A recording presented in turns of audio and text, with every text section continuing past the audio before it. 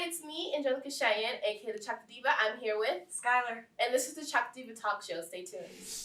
Pick up your phone, I'm on the request line.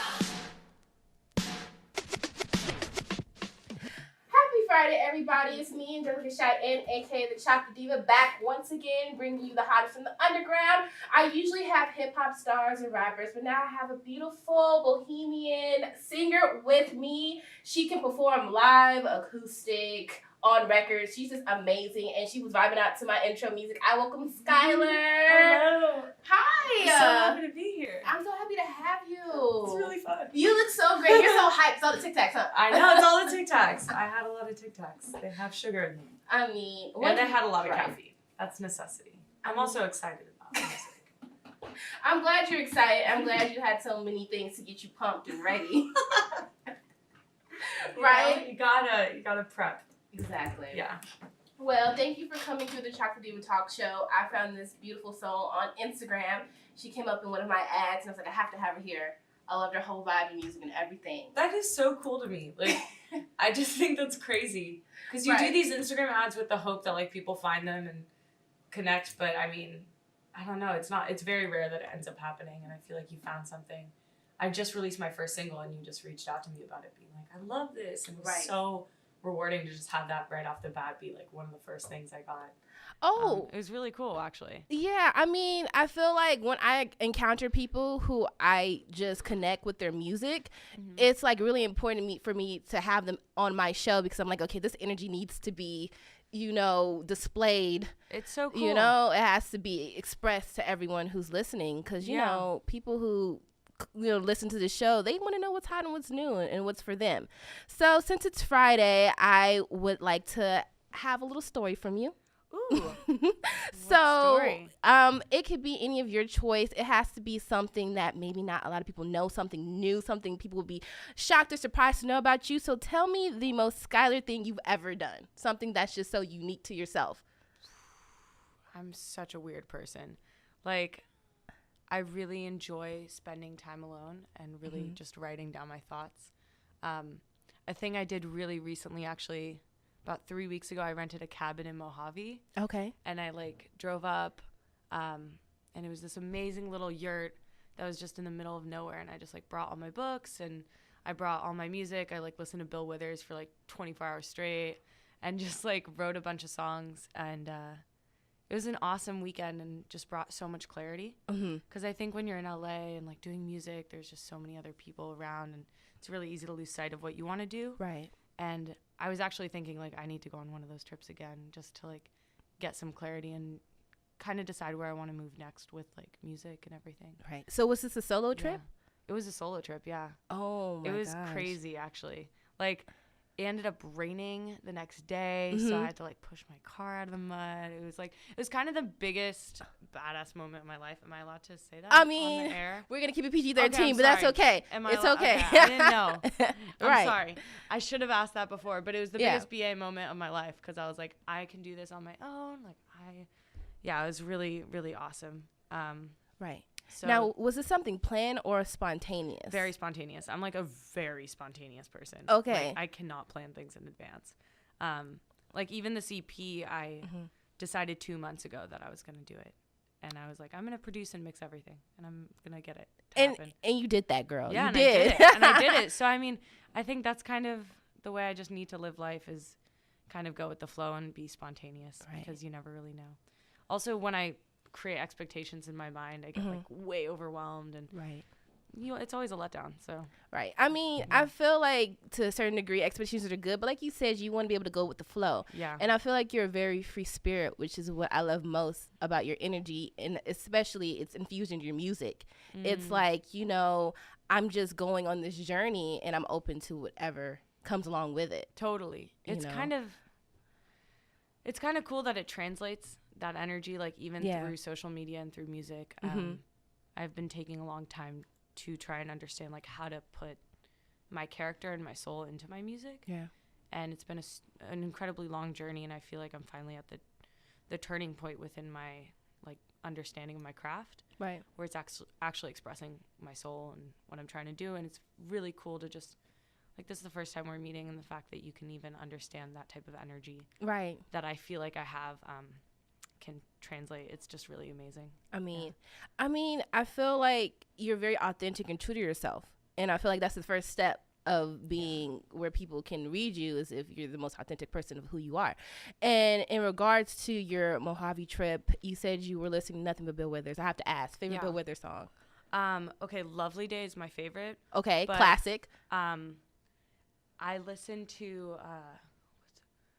I can't be the one you love. Let me be the one you need. That song is so fire. I've listened to that song so many times. I hear a cover coming on. Oh my God. I cover Lovely Day. Right. Like, in all my shows. Because that's the song that introduced me to Bill Withers. And I literally listened to it like every morning when I woke up for all of like 2018 pretty much. Right. It's awesome. It's a great song. It makes you so happy. I think music is like the best. It can just lighten your day. And it's so cool when you find an artist that can do that. Or a song that can do that. Right. It's just like it changed your whole perspective of things. Totally. Right. Yeah. I was like, whoa, I didn't know music could make me feel this good. I mean, I knew I could, but there's something about like that bass line when it comes in. It's like, doo, doo, doo. Like, yes. My friend actually like was driving me home New Year's Day. Right. And we were cruising on PCH. And he played me that song, and I was like, what is this? Like, this is amazing. And I have not stopped listening to it since. But I was listening to him and a lot of Carole King. I love Carole King. Right. You have great taste. I'm not surprised, though. I like a lot of older music. But I love music. I'm constantly listening, so. Yeah. I mean. I don't know. For a true artist loves. My taste is. I just love it all. That's the best thing to be, is a lover of all things. My favorite song by Bill Withers has to be Grandma's Hands. Yeah. That's a beautiful song. Right. Yeah. It's just so like soulful. I think that's what I like most about it. It's his voice. It's just so powerful and amazing. It's soothing, isn't it? Yeah, it's so soothing. There's like no artists like that now. I mean, there are. Right. I just think like back in the day, you had to have this undeniable thing, you know, to really transcend. Right. I mean, like back then, it's great that we can do it all. Like I'm super, super thankful that I have the ability to like produce and do everything. But back then, like people had one craft and just like killed it at that, you know? Like they're really, really amazing singers or amazing songwriters or amazing bass players. And like that's true. The talent was just insane. So that's why I kind of like listening to older records. Yeah. It's just so inspiring. I totally agree with you. It's unworldly. And the fact that you pay so much homage to the people who inspired you is refreshing. You know? I love musicians. And, like, the people that inspire me, I mean, I don't know. It's just, it's great. Like, I love listening to even newer artists. I'm consistently finding inspiration. Right. And it's just, it's super motivating. Right. To see someone do something that you want to do and just, like, push yourself. No, definitely. I totally agree. And once again, I feel like you're on your own lane, but the fact that you can gain so much inspiration and insight from other artists is really shows how humble you are as a person, as an artist, which is great, you know? You know, I don't even know if what lane I'm in. I just know, like, music is the only thing that really makes me happy. Yeah. And at this point, I'm just trying to create what makes me happy. Like, I think it's really easy to try and do what other artists are doing and try and like fit a mold, but ultimately like music is, I don't know, I would never give up on it, and like I'm gonna make it no matter what, so I might as well just make it to make me happy. And like if other people like it too, that's cool. Oh girl, you gonna make it. So I'm really thankful. Like I don't know, I write songs all the time. Like I love creating, and I think for the past few years, I've been really stifling myself and putting myself out there because of this like mindset of what's good and what's bad and like what's professional and what's gonna sell. And this year I was like, you know what, screw that. Like I'm not doing that anymore. Yeah. And like that's why I decided to even release this EP. And I was like, I'm gonna release in January. I don't care if it's done or like perfect. Right. I want to do it just to like tell myself I can do it. Right. And it's been really cool just having it out and like getting some good feedback and feeling like I'm actually connecting to people in an authentic way. Right. Yeah, it's really awesome. So. Right. Truly. Trying to keep doing it. How did you get into music in the first place? So when I was a kid, I was obsessed with the musical Cats, I think. And my parents would just play that on repeat. Like, it was the only thing to make me quiet. And I would just sing all the time. And then my dad got me, like, Let Go by Avril Lavigne. And I would just sing it all the time. And then we passed by a karaoke bar. And I told my parents, I was, like, 8 years old. They were having a competition. I was like, Mom, Dad, like, can I please do it? And they're like, honey, you're too young. Right. And then I ended up doing it and singing in front of everyone. And just, like, ever since then, I haven't stopped singing. And, like, performing has been my favorite thing. I did a bunch of musical theater growing up. And then when I was in high school or middle school, I was dealing with, like, a lot of stress and anxiety because we had just moved from another place. And I just found poetry and started writing a lot. Right. And I didn't really play an instrument, so I just, like, type in my notes, all my thoughts. And then I knew I wanted to do music because I kind of realized I was writing songs, but I just didn't really see it as a future. Like, I mean, actually, I always did. Like, I knew it was always going to be in my future. I just wasn't sure of how I would get there. And I graduated high school early, so I went to college, and I was actually pre-med in college, and I was, like, deciding to do music as a minor, but I didn't think I could do it, like, full-time, you know? Yeah. And while I was there, I was just so stressed, and I would literally steal my friend's card to go into the practice rooms of Thornton because I went to USC. Right. And would just play piano all night and just write songs. And I, like, taught myself piano those 2 years. Like, I'd known piano a little bit before. And then my best friend was like, you should take a songwriting class. And I took one, and it was cool to realize, like, I'd been writing songs and I was getting positive feedback. And then I just kept taking, like, more classes, took a guitar class, a songwriting class, and then all of a sudden, like, met a ton of musicians all at once that were so inspiring and so talented. Yeah. And just pushed me to discover myself, like, as a musician, authentically what I wanted to say. Yeah. So you have been singing, like you said, since you were little. Yeah, and so it's always a part of you. Yeah, but it's been such a long, like, roller coaster of discovering, like, what I want to say, what type of artist I want to be, like, if I can even do art. I mean, I had this moment, though, in college where I was like, there's nothing I can do other than this. This is literally the only thing that makes me happy. I was so stressed, and I was just listening to music all the time to relieve my anxiety, and just like it just was the only thing to help me through. I think I was also dealing with a lot of romantic situations that I wasn't used to, you know, like love is really stressful in the beginning when you're like, what is this feeling? Like, I fell in love for the first time, and I remember how tormented I was because the guy was just, like, horrible. And I think the only thing that really got me through that period was writing songs and just consistently having these periods of up and downs. I just realized music is, like, the only thing that I really need at the end of the day. I mean, it's great that you use music so therapeutically.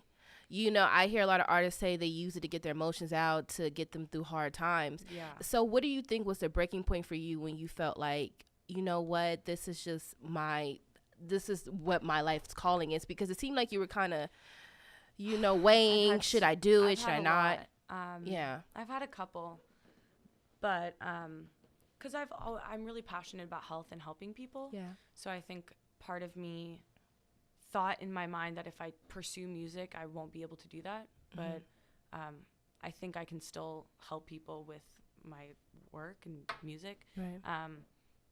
But ultimately, there was a point when I think I was a junior in college, and all my friends went abroad. And, like, my boyfriend and my best friend at the time, and I was just by myself pretty much and a guitar. Yeah. And I spent every day writing songs. Like, I would get home from class at 12, and from 12 to, like, 7, I would just be playing guitar and writing songs. And I went to a J. Cole concert with my friend, and I remember literally being at that concert, feeling this insanely positive energy. Like, the way he was talking and telling stories. He also did a Hypnotize cover, which is, like, my favorite Biggie song ever. It's so fire. And it was just the best energy. I was like, that is what I meant to do. Like, I've known this my whole life that that's what I'm supposed to do, and I can't give up on it, and I can't not pursue this to the fullest of my ability. Yeah.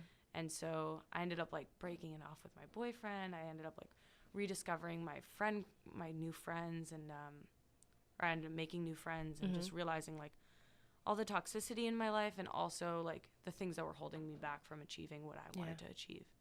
So, yeah. It's almost like that musical epiphany you had was like your rebirth. Totally. In a sense. It really was. Yeah. And it's super weird how sometimes when you listen to yourself, the universe conspires with you. Right. And I think I was spending a lot of time alone working on music, feeling super isolated. And then I decided to go to a music festival and like posted a Facebook status, and like one of my friends linked me up with one of their friends, and I ended up in this group of like all musicians somehow miraculously that just basically changed my life, like introduced me to everyone in the music scene around LA, and like just introduced me to an amazing community. And I think it's really important when you're doing something like music to have a community that pushes you to do something authentic, because there's so many people out there, and it's so easy to go on Instagram and be like, oh, this person's doing better than I am, or like I like their brand name, I like their song, and just feel like nothing you do is good enough. So it's I think it's really important to have friends that are pushing you to be true to yourself. No, I definitely agree with surrounding yourself around like-minded people, because at the end of the day, they're going to push you to do what you need to do and keep you moving forward in the right direction. So definitely I agree with that. And also I actually want to take a mini break. I want to expose the world to some of your amazing music. So I'm going to take us down a trip of memory lane here. My favorite song, one of your older songs, called Therapy.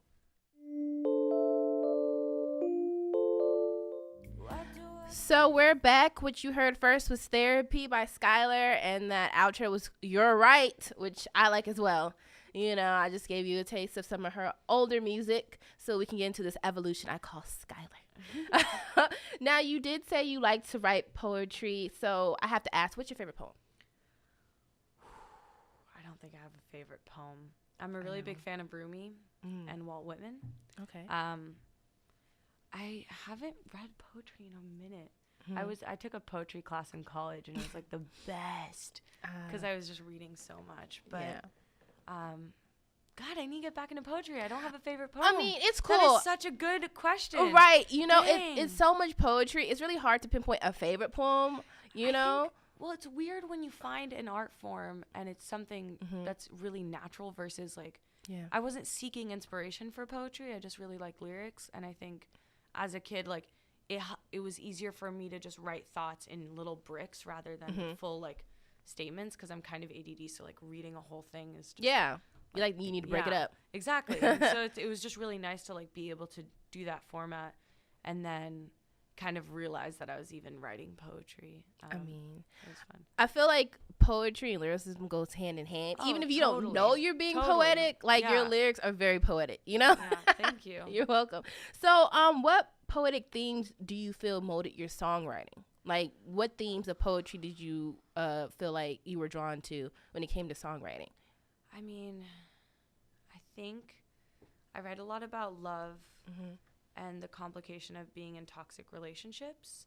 I think that's something that I like writing about. I think also a theme that I enjoy, like I like drawing on nature a lot for inspiration. I'm super inspired by like the sky and just stars and trees. Like I used to like climbing trees a lot as a kid, and I think that kind of has been infused into my writing. And also just like I write it as a sort of therapy to kind of give myself confidence. So like I definitely do have a lot of songs about healing and taking care of yourself and like learning how to be strong in a world that tells you to be different. Right. Or tells you to be the same as everyone else. Yeah. Be strong in your uniqueness. Yeah. I feel like your music is so loving in the sense where you are able to acknowledge the woes of love, but also the great part of loving and being in love, or just having love around you, you know? And I think that's honestly what the whole EP is about. And what I realized towards the end of this whole process was that love is so much stronger than anything in the world. And I think love doesn't have to necessarily be romantic. It can just be a companionship and Right. giving someone support and strength, and also giving yourself that love. Right. And I think it's super easy to like look at someone, and if they don't love you back, then kind of feel bad about yourself and bring that onto yourself. And I don't think that's what love is about. I think love is about being content in the feeling you're experiencing, and then giving it to others, and ultimately will come back to you. Right. I think, Receiving and reciprocating. Yeah, exactly. And I think not giving to people that aren't deserving of your love too is something I have had to learn. I think naturally I've always been a person that wants to give so much of myself to other people.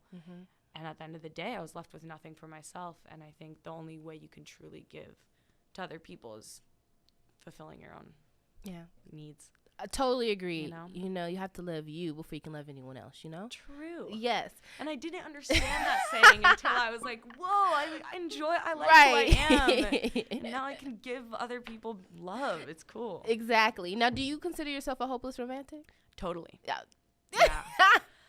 I don't realize it until I write these songs, and I'm like, oh my God, that's what emotional is about, essentially, is just like being a hopeless romantic and being okay with that I'm a hopeless romantic. Like, now, are you a Sagittarius? No, I'm a Virgo. Okay. Yeah. Okay. But it's in LA, it's like condemned to be a hopeless romantic. Like, everyone's too cool for romance. True. It's like, I want someone, just buy me flowers. Like, please. I mean, yes. Let's go back to the days where, chivalry is just do cute things for each other, like buy gifts. Exactly. Or just say you have feelings for a person. Like, there's nothing wrong with being open about having feelings. True. So let's get into the lovely Miss Xkylar. She's going to be singing two of probably one of the most greatest songs on her EP for us today. And it's going to be a live performance right here in the Chocolate Diva Talk Show. Woo! So excited.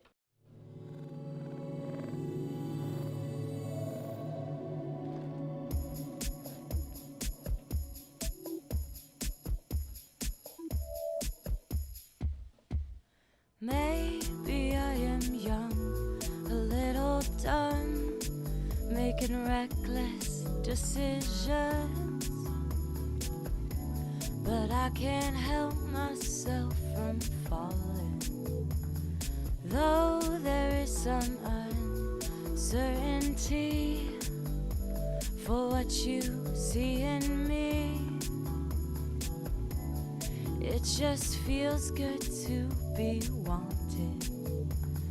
I am like a bird out at sea, flying carelessly. I just want some place to call my own, want someone to call my own.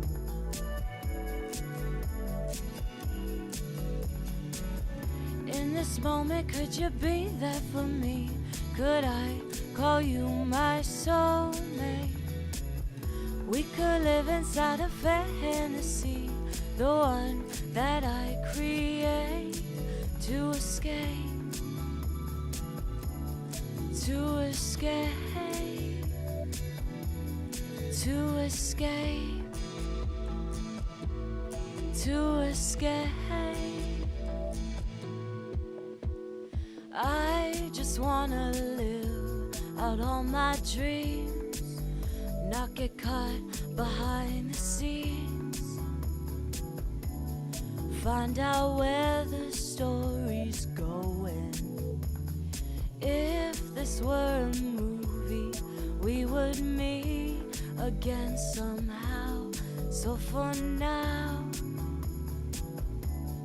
I just want some place to call my own, want someone to call my own.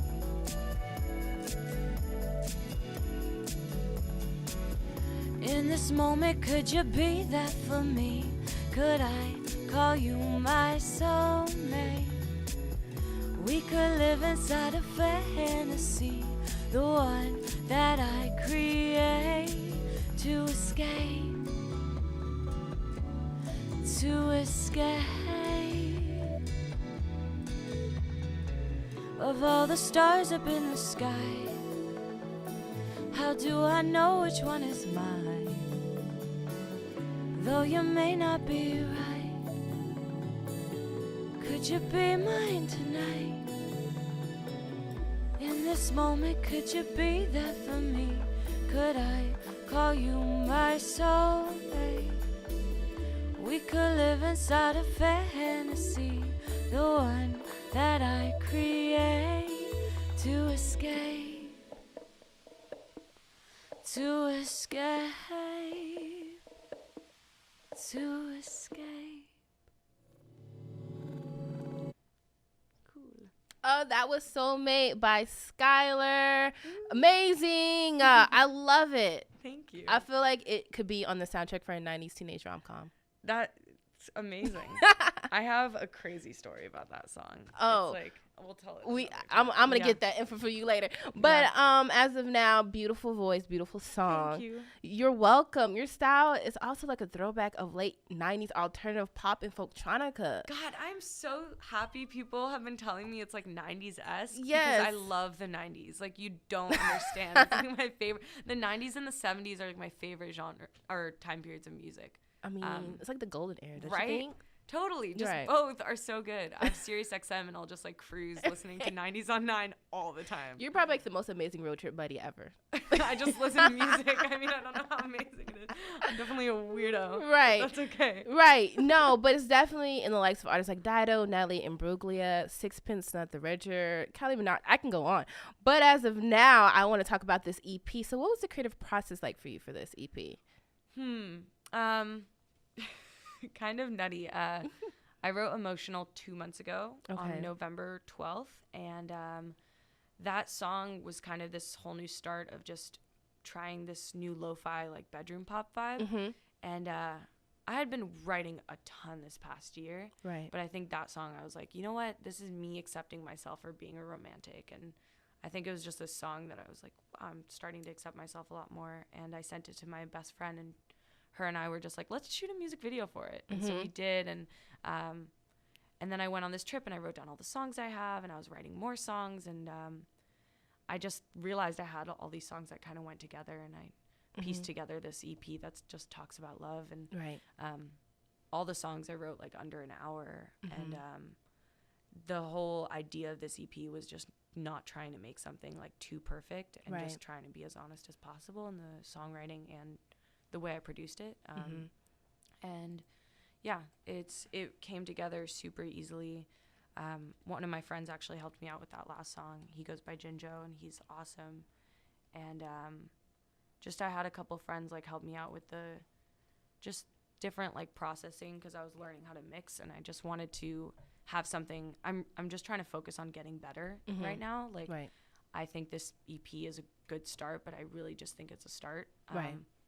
I wanted to make sure I could set a deadline and just be like, I'm going to produce and I'm going to mix these and I'm going to get it done and have it out there. And so it's kind of been like this black hole of time, and I'm like, okay, it's there. Yeah. It's definitely representative of your sound, which we're going to get back into in a moment. But first, I want to take a mini break. We're going to take another trip down memory lane with Not Like Anyone Else by Xkylar.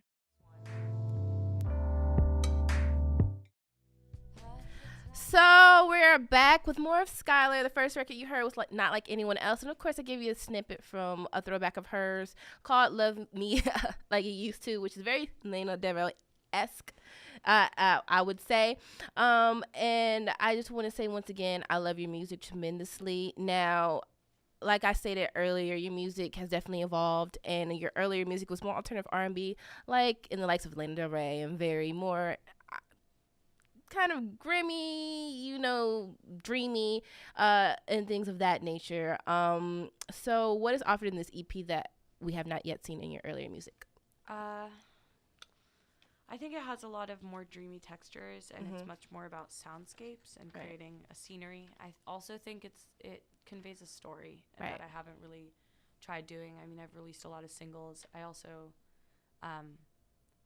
was working with a lot of other people under a different project name too, and I think this EP is just a lot more honest to who I am as a person, and just a lot more cohesive in its message, just about love and it's everything you can listen to it and you'll get the vibe of what it's about. It's definitely like a story, so I'll encourage everyone to listen to it to get the full effect. So once again, thank you for coming through the Chocolate Diva Talk Show, Xkylar. This was really fun for me. I'm glad you had a great time. I had an amazing time listening to you and getting to know you, and I'm sure all my listeners enjoyed it as well. Mm-hmm. So before we get out of here, I want to play a little game with you because I like to play games on this show. Games. Called Xkylar Pants on Fire. Okay. I hope you get that pun. But basically, I'm going to ask you a series of questions, and if it's totally you, you can say Xkylar. If it's not, then Pants on Fire. Okay. So let's start. Writing and sending anonymous love letters to your crush. Xkylar. I mean, that's like not even a question. I won't even sign. I'll sign it my name. Oh, you're bold. Yeah. No, like, yeah, I'm upfront with my feelings. I'm like way too strong for a female. Like, I love it. Okay, trashing your ex in a breakup song. Oh, I don't really trash. I feel really bad. I have a great ex. Like, we have a really good relationship. It's platonic. I feel really bad for trashing him. I've written a lot of songs about him. So that's not Pants you. On Fire. Pants on Fire. Sorry, I need to get good at this game. Last question. Shooting your shot with the guy first. I think I have a feeling what this is going to be. Oh, Xkylar. Yeah. Xkylar. Okay, well, thank you for playing my game. It was great having you. You're welcome back anytime. Thank you. So, once again, you can find me on Instagram at the Chocolate Diva or on Twitter at Angelica CC Diva. How can everyone find you, Xkylar? On Instagram, I go by Xkylar. It's Xkylar with an X instead of an S.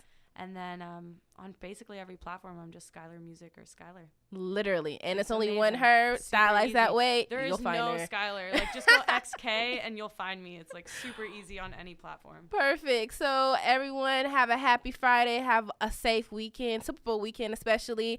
We're going to get out of here with one of my favorite songs off of her EP, Out of Touch. And this was a great show. I'll see everybody next week on another episode of the Chocolate Diva Talk Show. Slow down.